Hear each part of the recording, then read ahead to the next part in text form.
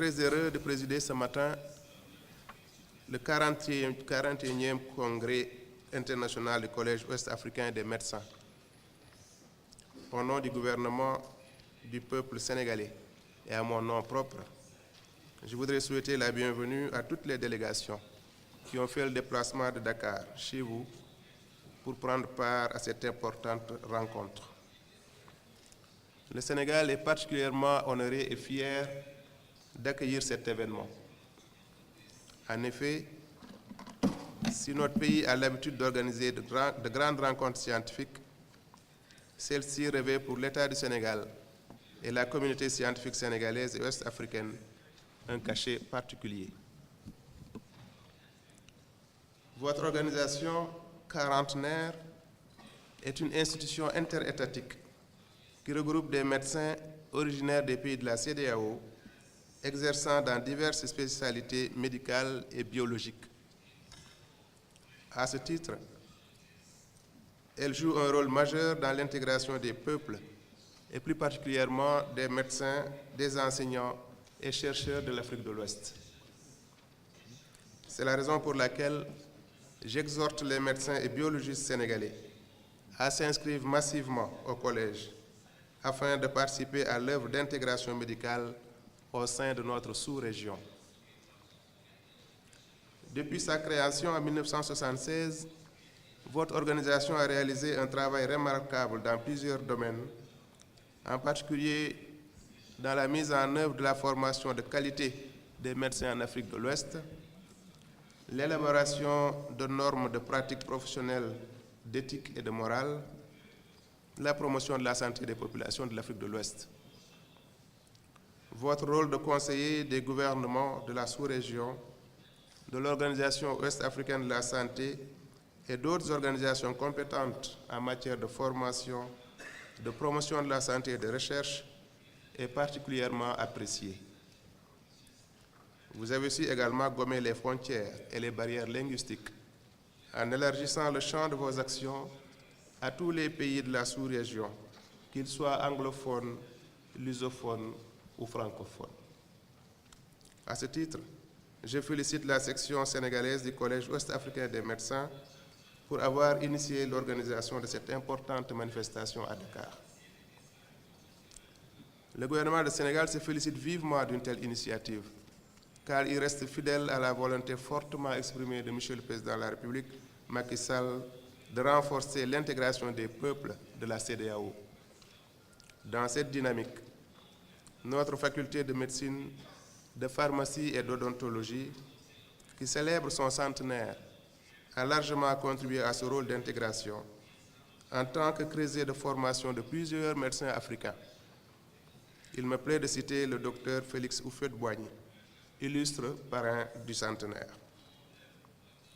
Mesdames, Messieurs, chers congressistes, thème ne pouvait être mieux choisi que celui que nous allons aborder. L'Afrique face au double fardeau des maladies transmissibles et non transmissibles. En effet, malgré des efforts soutenus, notre continent continue à faire face à des fléaux sanitaires comme le paludisme, les hépatites, le sida, la tuberculose, la fièvre hémorragique à virus Ebola. L'Afrique reste aussi une terre où la mortalité maternelle et infanto-juvénile reste encore problématique. En outre, elle voit s'installer de façon insidieuse un autre fardeau qui a pour nom maladie cardiovasculaire, diabète, maladie rénale, cancer, maladie inflammatoire. Au cours de ces assises, d'éminents scientifiques partageront leurs expériences dans un cadre interdisciplinaire avec une vision holistique pour dégager des solutions pertinentes, pérennes, afin de relever les grands défis sanitaires de notre région. Le riche programme scientifique qui est proposé passe en revue l'actualité de plusieurs pathologies qui constituent des enjeux de santé publique, tout en analysant d'autres déterminants socio-sanitaires mettant en lumière le rôle de la communauté et le financement de la santé. Mesdames, Messieurs, le Sénégal a réalisé d'importants progrès dans la lutte contre les grandes endémies infectieuses.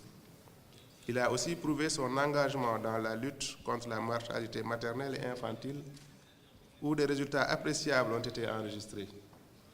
Notre pays ne perd pas de vue que de nouveaux défis sont là.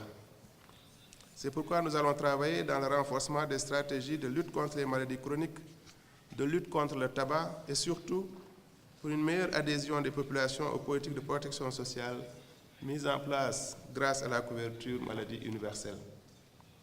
C'est dire que le gouvernement et plus particulièrement le ministère de la Santé et de l'Action sociale seront très attentifs aux résolutions qui seront issues de vos travaux.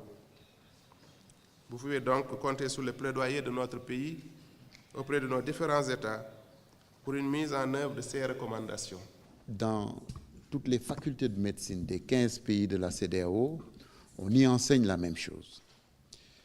Et donc, ça nous permet justement qu'un médecin formé à Ibadan puisse venir travailler à Dakar, celui qui est formé à Abidjan puisse aller à Praia ou à Ouagadougou. Donc, c'est une intégration qui est totale en matière de santé. Et ceci doit être connu par les populations parce que c'est un exemple d'intégration.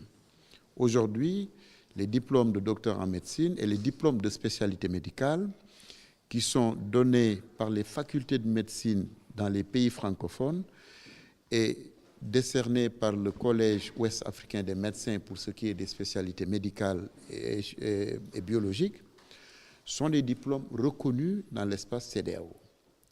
Donc, nous avons un congrès annuel qui est précédé d'une assemblée générale et nous sortons de 3 jours, vendredi, samedi et dimanche, d'assemblée générale où les commissions techniques du Collège ouest africain des médecins travaillent sur la commission qualité, la commission des examens, le council. Nous faisons des réunions statutaires pour la bonne marche, si vous voulez, du collège, de l'institution. Maintenant, il faut savoir que le Collège ouest africain des médecins est constitué de pays francophones, anglophones et lusophones. C'était d'abord les pays anglophones, le Ghana, le Nigeria, la Sierra Leone, le Libéria et la Gambie. Maintenant, à partir d'aujourd'hui, ce qui constitue un tournant historique dans la vie du collège, nous avons reconnu comme section 4 pays francophones, le Mali, le Togo, la Guinée-Conakry et le Burkina Faso. Donc, qui retrouvent les 3 pays francophones qui étaient déjà, que sont la Côte d'Ivoire, le Sénégal et le Bénin. Donc, aujourd'hui, nous avons 7 pays francophones qui ont des sections statutaires dans le collège et les 5 pays anglophones. Donc, c'est un tournant historique du collège. Nous avons des maladies infectieuses sur lesquelles nous avons beaucoup travaillé. Nous avons des résultats.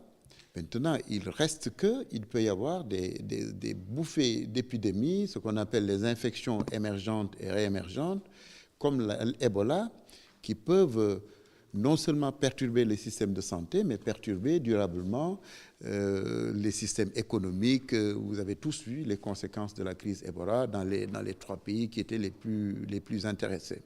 Donc ça, c'est un premier fardeau. Le deuxième fardeau, c'est la lutte contre les maladies non transmissibles. Nous avons travaillé sur les maladies transmissibles, nous n'en avons pas encore fini, et il y a le diabète, l'hypertension, les cancers, les maladies inflammatoires qui sont là et qui nous posent beaucoup de problèmes. Et donc, il faut travailler dans une prévention holistique de toutes ces maladies et continuer à être extrêmement vigilant pour ce qui est des maladies qui peuvent sortir de nulle part et nous poser beaucoup de problèmes. Le Collège ouest africain des médecins a joué un important rôle dans la gestion de la crise Ebola. Puisque les pays sont intégrés, le Sénégal, la Guinée, le Mali, tout ce qui touche à un pays touche forcément les autres pays. Et nous avons aujourd'hui la conception que la gestion des systèmes de santé, des problèmes de santé, doit être un système global et un système intégré. On ne peut pas chacun rester dans son pays, faire ses propres affaires et après ignorer ce qui se fait à côté. Il faut que tout soit intégré et ça, justement, c'est le rôle du Collège ouest africain des médecins. Le financement de la santé est un des thèmes aujourd'hui du Collège ouest africain des médecins. Il y a un problème de financement. D'abord, il faut que les populations comprennent que la santé a un coût. La seringue a un coût, le coton a un coût, le personnel qui vient tous les matins dans les hôpitaux a un coût. Et ceci, les dysfonctionnements qui peuvent arriver ou les incompréhensions qui peuvent arriver ne sont pas le seul fait des médecins.